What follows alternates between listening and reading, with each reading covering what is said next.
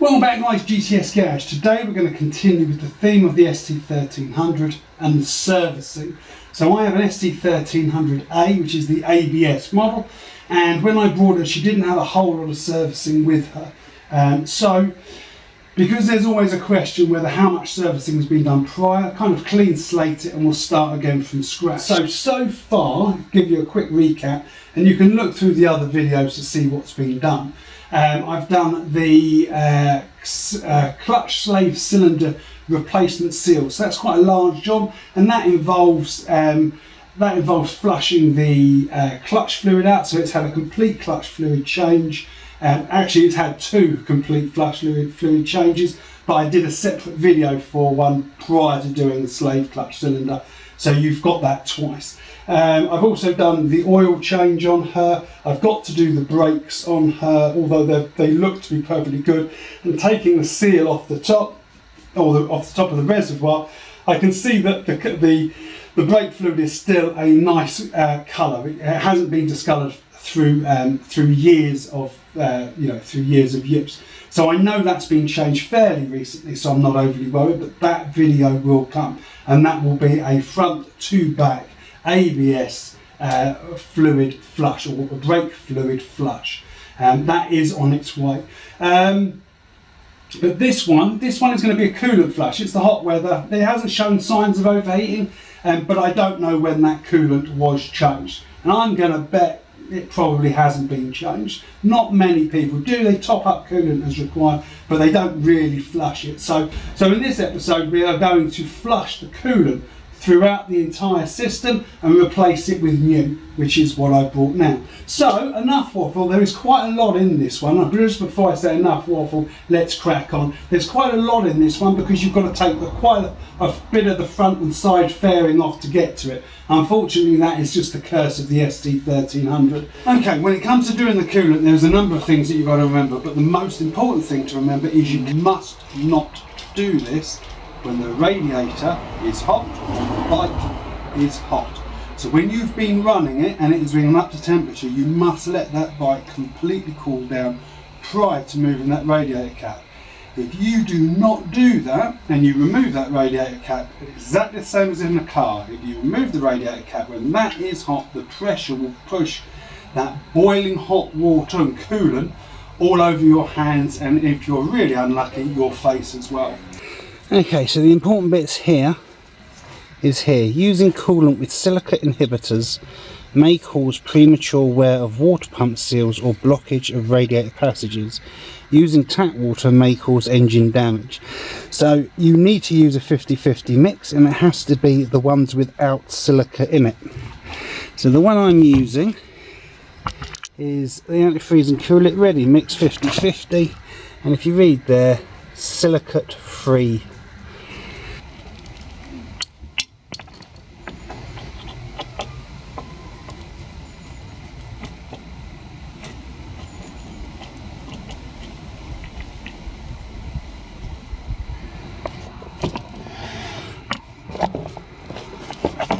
Okay, that's this side off. Now I'm going to do exactly the same for the other side. I need something sharp.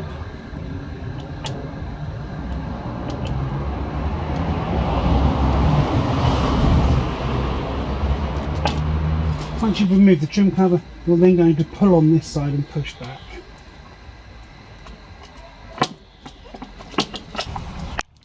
Okay, so we've removed the trim cover, and we've now got access to that inside part of the panel. We're now going to come up into the parts here, and you should see two trim clips on the inside. Hopefully you can see that. You will need to turn the handlebars completely to the right to gain access to those. So again, in here, and then if you look on the other side as well, there's another two in there. Okay, from the front of the bike, turning the wheel all the way to the right hand side, we can expose the trim here.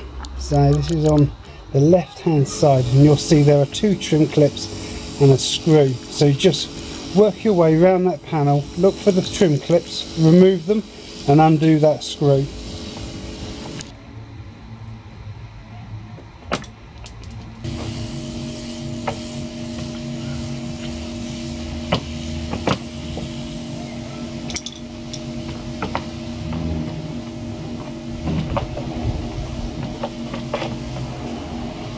But the next step is to remove the trim panel that you can see in front of you. And as you can see, there are 2 screws at the bottom, and there is a trim tab on each side. I hope you can see that there.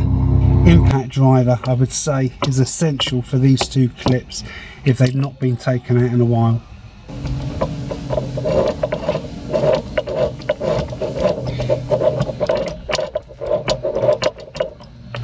Down here there are 2 trim clips as well, and you've got to remove those because they also hold this into place.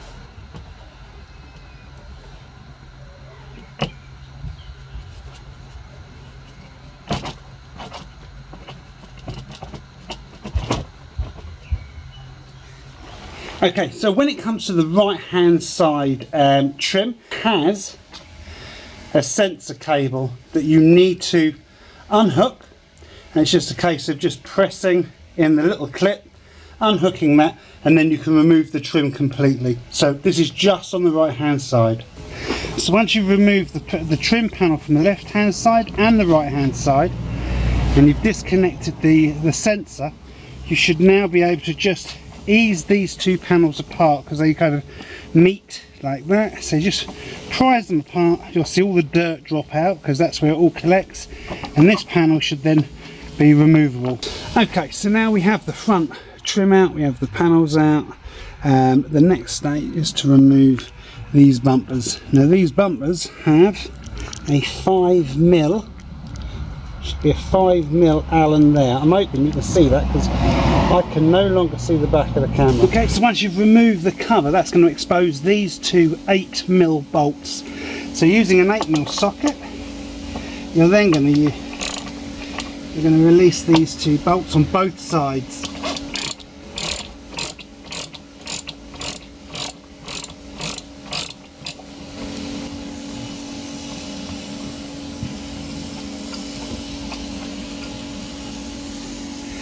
And they come with that special wash. I'm hoping you can see that. So don't lose that. I try and put it back into the fairing once it comes off. So your safety bar protection things come off, and you've basically removed the 2 bolts on both sides. You're now going to remove the 5mm Allen bolt up here.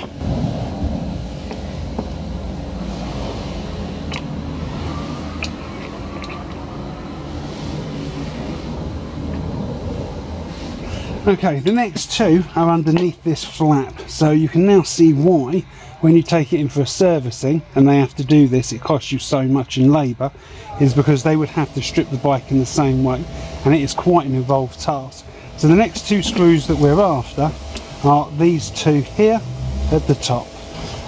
Okay, now I found these quite difficult to get out except for with a JIS screwdriver, so if you're going to use anything else, make sure you have a well-fitting screwdriver, otherwise you will mince these out. Okay, with the 2 screws from here removed, we're now going to remove the side mirrors, and these just clip off. And the screws we're after are this one here and this one here. So they're the next 2 screws to remove. Okay, so once you've actually removed those bolts, this portion just comes straight out. And what you're left with is a couple of connections on there, and that is it.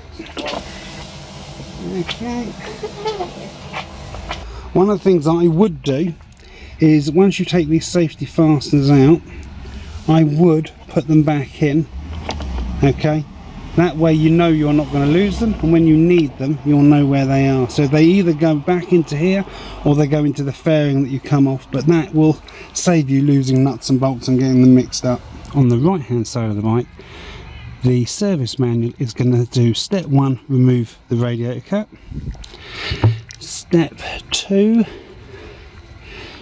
no, where's that? Can you see that bolt in there? That is the cylinder drain point. So that's step 2.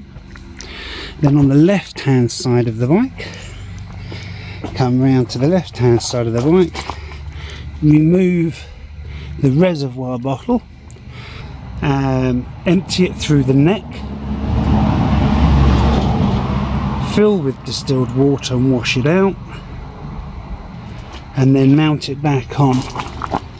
Okay, the hose clip is, let's see if that will come off.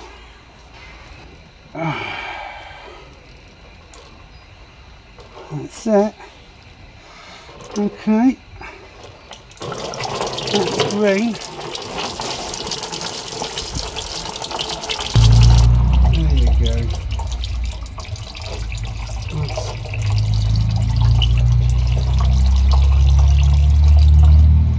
Okay, so with now a new washer on the cylinder bolt, we're now going to put both of these back on. I'm going to empty the last of it out. That's it. And 1 second. Nearly a schoolboy error there. I'm going to put that on first.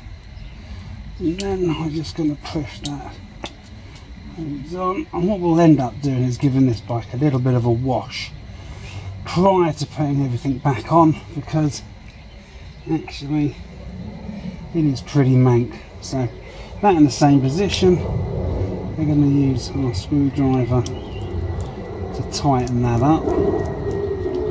We've put the hose back on. We're now going to put the cylinder head drain plug back in, and I showed you that, and that's now got a new copper washer on it. And using a 10mm spanner, we're just going to nip it up again. Okay, so we're going to now remove the radiator reserve tank from the bike using this 10mm bolt here, and we're going to empty it via the neck. Once you've removed the 10mm bolt from the top, you'll find there is another kind of, how would I describe it? It's almost like just a plug-in part down the bottom. So you just work that loose until it's out, like so.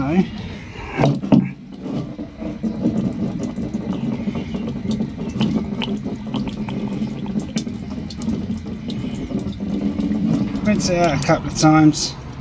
Make sure you got all the stuff out of it. Put it up. Give it a bit of a shake,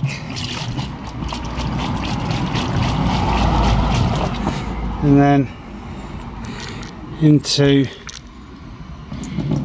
as you can see, it's not a particularly lovely colour. Okay, so this stuff is absolutely toxic to animals, so make sure you dispose of it responsibly is the word I'm looking for. So it's been flushed with about 3 litres of clean water. That's basically got the majority of the stuff out. So we're now going to fix it back to the bike and go through the process of topping it up. Easy. When it comes to filling up, I mean, it takes like 2.6 litres or something. I don't think it's important. What you need to do is put a coolant in there to fill it up to that level. You then need to come around here into the reserve bottle, and you need to fill it to the upper level, which I'm just about to do. Once you've done that, seal that up, and then we'll go to the next step, which is bleeding the system.